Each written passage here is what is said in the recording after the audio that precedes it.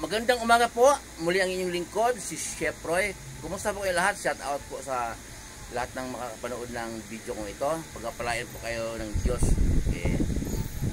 Yung pong pinost po nakaraan na si Jesus ay nung bata pa po siya, 12 years old pa siya, isinama siya ng kanyang magulang si Maria sa Jose sa pista ng Pasko.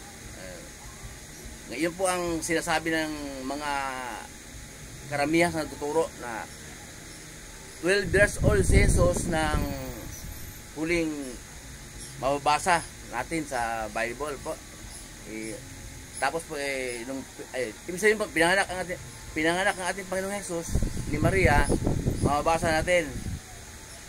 Sabi ng ibang nagtuturo, 12 years old, tapos lumaktaw, nagiging 30 years old nang nangaral na siya. Nauna pa nga si John the Baptist ng konti sa kanya na mangaral.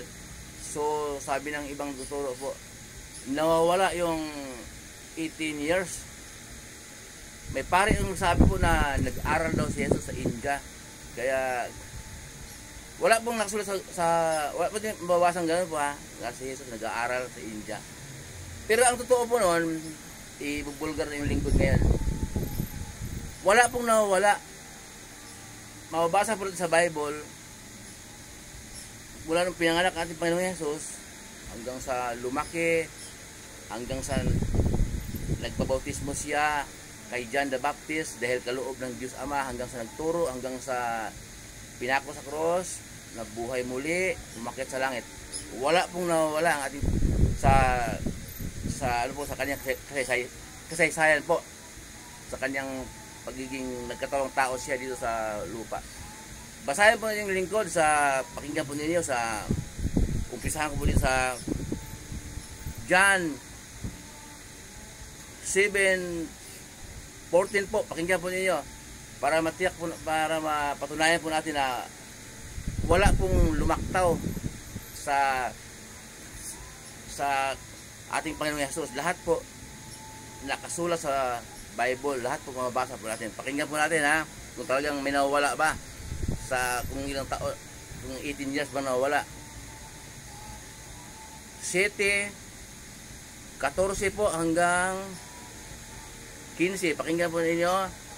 Nang kalagitnaan na ng pista, pumasok si Jesus sa templo at nagturo. Nagtaka ang mga Hudyo at naitanong nila, saan kaya nakakuha ng karunungan ang taong ito? Gayon hindi naman siya nakakapag-aral. So, yung mga Hudyo po, nasaksihan ng ating Panginoong Jesus na hindi daw siya nakakapag-aral. So, nandyan lang, hindi siya umaalis. Biblikal po yun, ang ating Panginoong Jesus hindi nakapag-aral. Ito pong talatang ito po, na sinabi ng mga Hudyo na nagtaka sila kung saan kayo nakakuha ng karunungan, gayon hindi naman nakakapag-aral. 30 years old na po ang ating Panginoong Jesus noon.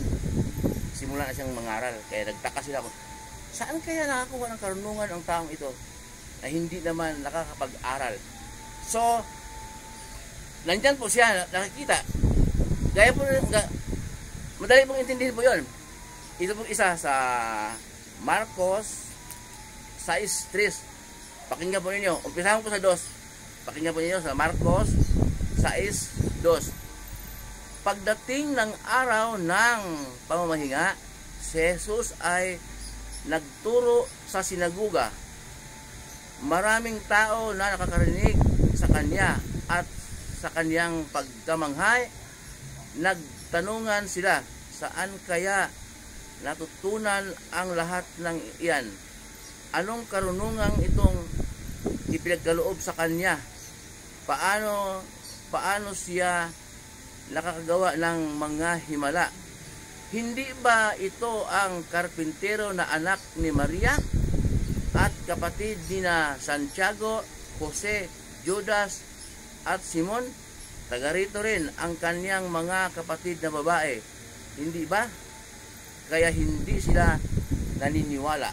So, nakikita po nila na karpintero ang ating Panginoong Hesus. Kasi po, ang kanyang stepfather, yung si Jose, karpintero po yun. Taga Bethlehem, dumayo sa Galilea, nagtrabaho bilang karpintero. Kaya nagkakilala sa ni Maria. Karpintero po si Jose, kaya lumaki ang ating Panginoong Hesus, karpintero. Mababasa po dito na, di ba ito yung karpintero? Na hindi nakapag-aral. So, hindi po nawawala ang kasaysayan ng ating Panginoong Hesus. Hindi lang po talagang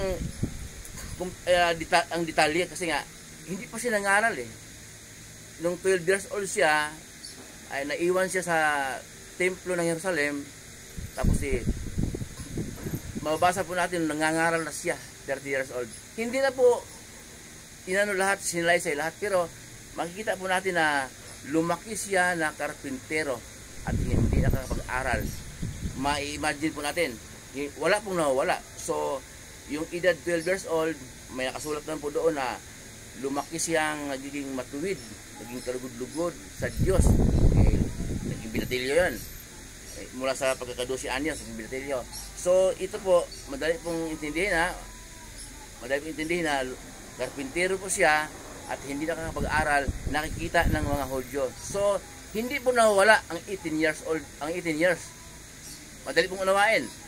Hindi po nawawala. Kaya po, yung ibang nagtuturo, hindi ito iniintindi at nakakalungkot po ay narinig ng iba, ginaya, pinakalat at pinagmatigasan na nawala sa kasaysayan ng ating Panginoon Hesus ng 18 years.